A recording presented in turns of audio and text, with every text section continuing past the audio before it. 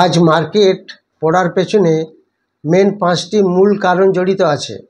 সেই পাঁচটি মূল কারণ নিয়ে আমরা একটু অ্যানালিসিস করব এবং তার সাথে সাথে আমরা আগামী দিনে কি হতে পারে তার একটা পিকচার বা আমাদের এখন কি করা উচিত সেগুলো নিয়ে আলোচনা করব। এর সাথে সাথে আমাদের কমেন্ট কিছু ইম্পর্টেন্ট কমেন্ট আছে সেগুলো নিয়েও আলোচনা করব। নমস্কার, Binoy Ghosh, welcome to my educational channel. আজকে মার্কেট পড়ার পেছনে মেন কারণ আমরা দেখে নেব। আজকে নিশ্চয়ই দেখেছেন এক সময় নিফটি 24,500 ব্রেক করে নিচে চলে এসেছিল এবং সেখান থেকে 24,600-এর উপরে ক্লোজিং দিল। তো তখন মনে হয়েছিল নিফটি অনেক প্রচুর উইক হয়ে যাচ্ছে। ফাইনালি যেটা হলো, অনেকটা মেকআপ করে তারপর নিফটির ক্লোজিং হলো। তো সেটা 24,600-এর উপরেই ক্লোজিং দিল। তো আলটিমেটলি দেখা যাচ্ছে যে লার্জ ক্যাপ স্টকগুলো কিন্তু সেভাবে বিশেষ পড়লো না। আমরা যদি নিফটি 50 দেখি, কোনো স্টকে কিন্তু 5% পড়েছে এরকম দেখা গেল না। ম্যাক্সিমাম পড়েছে ওএনজিসি, সেটা 2%-এর আরও একটু সামান্য বেশি, এরকম কয়েকটি স্টক পড়েছে। কিন্তু বিশেষ যে স্টকগুলি পড়েছে যে লার্জ ক্যাপ, সেটা দেখা গেল না। আর মিড ক্যাপের কিছু স্টক পড়েছে, সেগুলো অনেকটাই পড়েছে। মেন যে কারণগুলো আমরা চলে আসছি সেগুলো আগে আমরা একটু ওয়ার্ল্ড মার্কেটের ব্যাপারটা দেখে নেব। আমাদের ওয়ার্ল্ড মার্কেটে নিশ্চয়ই দেখেছেন যে কালকে ডাউ জোন্স প্রচুর পরিমাণে পড়ে গেছিলো। এই ডাউ জোন্স পড়া একটা বড় কারণ হচ্ছে যে পয়েন্টগুলি আমি পরপর আসছি, তার কারণ কি ছিল, আমেরিকাতে কি ঘটছে সেটা নিয়ে একটু ডিসকাশন করব। কালকে ডাউ জোন্স 816 পয়েন্ট পড়ে গেছিলো। এটা হচ্ছে সবথেকে বড়। ন্যাসডাক 287 পয়েন্ট। এটা পড়ার পেছনে কি কারণ ছিল সেগুলো এক একটা রিজনে আমি আসব। আর এফআইআই ডিআই গতকাল তো দুজনেই বাই করেছে, সেটা আমরা দেখেছি। মার্কেট কিন্তু ওভারঅল অত উইক নয়, কিছু প্যানিক সিচুয়েশন ক্রিয়েট করেছে, সেগুলো আমি আলোচনা করব। মেন পাঁচটা কারণ।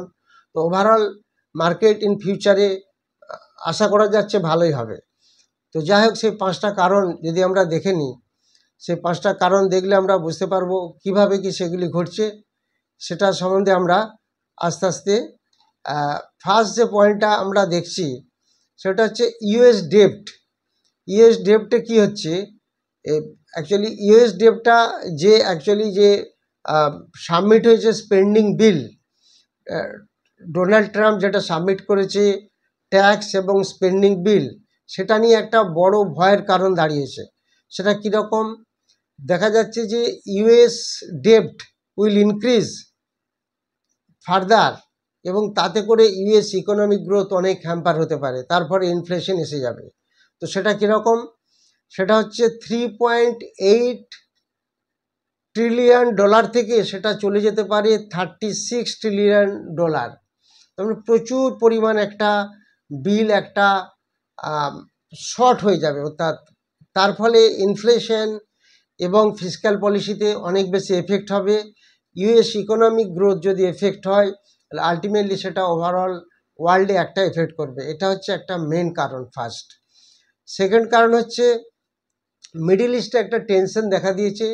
ইরান এবং ইসরায়েলের যে যুদ্ধটা, সেটা সিএনএন একটা রিপোর্ট দিয়েছে যে US has gathered new intelligence suggesting that Israel is preparing for a potential military strike against Iranian nuclear facilities. তো এই যুদ্ধটা সুপ্তভাবেই রয়ে গেছে এবং ইসরায়েল একটা অ্যাটাক নিয়ে আসতে পারে, সেই কারণে একটা মাঝখানে টেনশন একটা জড়িত আছে। এই কারণে একটা কিছুটা মার্কেট স্লো মুভমেন্ট এবং একটু নেগেটিভের দিকে চলছে। নেক্সট হচ্ছে ফ্রেশ পজিটিভ ট্রিগার্স, অর্থাৎ বায়াসটা বেশি আসছে না। বায়াসটা বেশি আসছে না কেন, যাতে করে একটা মার্কেট ব্রেকআউট হবে। বায়াসটা না আসার কারণ প্রথম দুটি পয়েন্ট আপনাদের বললাম, সেই প্রথম দুটি পয়েন্ট নিশ্চয়ই বুঝতে পারছেন। এবং নতুন বায়ার্স আসতে গেলে মার্কেটকে একটু ডিসকাউন্ট হতে হবে বা কিছুটা ইকোনমিক গ্রোথের ভালো রেজাল্ট দেখাতে হবে, যাতে করে একটা মার্কেটে ভালো পজিশন পেতে পারে, একটা পজিটিভ ট্রিগার্স আসতে পারে। এটা গেল 3 নম্বর, অর্থাৎ lack of fresh positive triggers market এখন পাচ্ছে না। ফোর্থ পয়েন্ট হচ্ছে ভ্যালুয়েশনস। মার্কেটে যে ভ্যালুয়েশনস আছে সেই মার্কেট ভ্যালুয়েশনসে লার্জ ক্যাপ কিন্তু ভালো বাড়ছে, ভাইরাস মিড ক্যাপ বা স্মল ক্যাপ কিন্তু সে পরিমাণ বাড়তে পারছে না। তার কারণ হচ্ছে আমাদের যে রেজাল্টগুলো দেখা যাচ্ছে, যে রেজাল্টগুলো আসছে, তাতে করে যে রেজাল্টগুলো দেখা যাচ্ছে যে তাতে বেশ অনেক কোম্পানি ভালো রেজাল্ট হচ্ছে, আবার অনেক খারাপ হচ্ছে, একটা মিক্স দেখা যাচ্ছে। তো এই রিসেন্ট যে লার্জ ক্যাপ ভালো একটা মুভমেন্ট দিচ্ছে, কিন্তু মিড ক্যাপ বা স্মল ক্যাপ মুভমেন্ট না দেওয়ার কারণ হচ্ছে মার্কেটে একটা ডিপ কারেকশনের জন্য সবাই এক্সপেক্ট করছে, ভাবছে আরও মার্কেট পড়বে, সেই জন্য রিটেলাররা বেশি বাই করছে না। হোয়ারাস কিন্তু এফআইআররা বাই করে যাচ্ছে, ডিআইও বাই করছে, কিন্তু রিটেলারদের এফেক্টটা সেখানে পড়ে যাচ্ছে। নেক্সট হলো মিক্সড ফোর্থ কোয়ার্টার আর্নিংস, যেটা মার্কেটকে বুস্ট করার জন্য ফেল হয়ে যাচ্ছে। সেটা কীরকম, সেটা যদি আমরা ভাবি, এই যে কোয়ার্টারলি রেজাল্টগুলো, তার লাস্ট কোয়ার্টার ফোর্থ কোয়ার্টার যে রেজাল্টগুলো মার্চে যেগুলো বেরোচ্ছে এখন, ইন্দাসিদ ব্যাংকের রেজাল্ট ভালো হয়নি, এরকম অনেক কোম্পানি, হিন্দালকো রেজাল্ট আবার খুব ভালো হয়েছে। তো আলটিমেটলি একটা মিক্সড রেজাল্ট আসছে, এতগুলো কোম্পানি বলতে গেলে সময় লেগে যাবে। তো এই মিক্সড রেজাল্টটা যদি সব কোম্পানি মোস্টলি ভালো হতো, বিশেষ করে লাস্ট সেক্টরে এবং মিড ক্যাপগুলো, তাহলে কিন্তু দেখা যেত মার্কেটে একটা বুম পজিশনে দাঁড়াতো। এই মিক্সড ফোর্থ কোয়ার্টার আর্নিংস হয়ে যাওয়ার জন্য মার্কেট একটা বুস্ট নিতে পারছে না। এই মেন হলো 5টা কারণ। তা প্রথম যে কারণটা ছিল আমেরিকান, এটা হচ্ছে সবথেকে বড় কারণ। এবং গতকাল যে ডাউ জোন্স এতটা পড়েছিল, এই ডেপ্টের ভয় একটা এসে গেছে ইউএসএতে, প্রচুর পরিমাণে ট্যাক্স বিল, সেটা কিভাবে রিকভার হবে, এসব ব্যাপার এসে গেছে। যাই হোক, এখন আমরা আমাদের কমেন্ট সেকশনগুলিতে যে কমেন্টগুলি আছে সেগুলো নিয়ে আলোচনা করব। তার আগে নেক্সট একটি ব্যাচ শুরু হচ্ছে 8 জুন, এটা অফলাইন ক্লাস শুরু হবে 8 জুন সকাল 10টা থেকে। সেটা ক্লাসটা শুরু হবে 10টা থেকে 11:30 ফার্স্ট, আবার 15 মিনিট টি ব্রেক, তারপরে আবার একটা 1.5 ঘন্টার ক্লাস হবে, যেটা অফলাইন এবং লাইভ মার্কেটে ক্লাস দেখানো হবে। সেগুলো আপনারা নিশ্চয়ই জানেন, সেখানে fundamental, technical, price action, chart pattern এবং লাইভ মার্কেটে এবং স্টক সিলেকশন কীভাবে ফর্মুলা, সেগুলি সব দেখানো হয়। এছাড়া আরও একটি অনলাইন ব্যাচ থাকছে, যেটা হচ্ছে ইকুইটি মার্কেটের ক্লাস, সেটা এই মাসের 28 তারিখ শুরু হচ্ছে। আরেকটি ক্রিপ্টো কারেন্সির ব্যাচ শুরু হবে নেক্সট মান্থের 29 তারিখ। দেখেছেন আজকে ক্রিপ্টোর কি সুন্দর পজিশন, এই যেটা আমাদের ক্রিপ্টোতে মেন কারেন্সি, যেটা বিটকয়েন বলি আমরা, সেটা আজকে হায়ার হাই ভেঙে দিল। মানে ভাবা যায় না যে 1 কোটি টাকার মতো একটা বিটকয়েনের দাম হয়ে গেল, আজকে হায়ার হাই ভেঙে $1,13,000 এরকম একটা পজিশনে চলে এসছে। নিশ্চয়ই আপনারা খবর রাখেন। তো ক্রিপ্টো এখন খুব ভালো রেজাল্ট দিচ্ছে, সেই কারণে ক্রিপ্টো জিনিসটা যদি আপনারা বুঝতে পারেন এবং তার ওভারবট ওভারসোল্ড পজিশনটা যদি আমরা বুঝে নিতে পারি, সেখানে একটা ভালো রেজাল্ট, আমরা ভালো একটা অ্যাচিভমেন্ট পাচ্ছি, ভালো একটা রিটার্ন পাচ্ছি। সেই ক্রিপ্টোর ক্লাস শুরু হবে নেক্সট মান্থের 29 তারিখ থেকে, অর্থাৎ জুন মাসে। আপনারা যা যা কমেন্ট দিয়েছেন সেই কমেন্টের মধ্যে রশিদুল হক জানতে চেয়েছেন SW সোলার 497 কিনে ফেসে আছি, কতদিন ওয়েট করলে বাড়তে পারে যদি বলেন। দেখুন, কোম্পানি লস থেকে প্রফিটে ঢুকেছে, আস্তে আস্তে কোম্পানি বেটার রেজাল্ট করছে এবং এটার এখন যা দাম চলছে 280-র নিচে এরকম একটা জায়গায় চলছে।